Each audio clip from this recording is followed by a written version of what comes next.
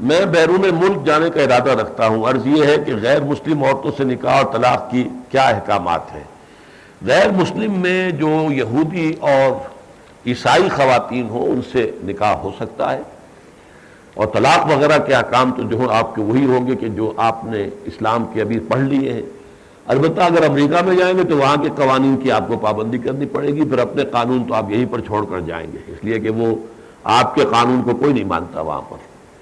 البتہ یہ سمجھ لیجئے کہ میں اس کے جواز کی بات تو کہہ رہا ہوں، لیکن پسندیدہ نہیں ہے یہ۔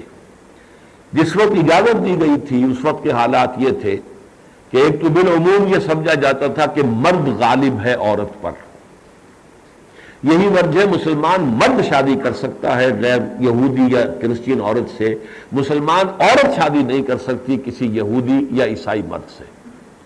ایک تو یہ کہ خیال یہ تھا کہ مرد جو ہے وہ غالب ہو، جو آج کل نہیں رہا۔ خاص طور پہ باہر جا کے جب شادی کرتے ہیں، ہماری حیثیت امیگرنٹس کی ہوتی ہے، وہ وہاں کے سٹیزنز ہوتی ہیں، ان کا جو ہے پہلو جو ہے پلڑا بھاری ہوتا ہے۔ ویسے بھی خواتین وہاں کی جو ہے وہ حقوق کے اعتبار سے بھی بالکل مساوی، اور دوسرے یہ کہ اس وقت جو ہے اسلام ایک غالب تہذیب تھی، اور یہ جو تہذیبیں تھیں وہ نیچے دب گئی تھی۔ آج جو ہے ان کی تہذیب غالب ہے اور ہم دبے ہوئے ہیں، ہم وہاں جاتے ہیں بھکاریوں کی طرح پر پیسے کمانے کے لیے۔ اس حوالے سے وہ صورتحال بہت بدل چکی ہے، لیکن اس کے باوجود میں اسے حرام نہیں کہہ سکتا۔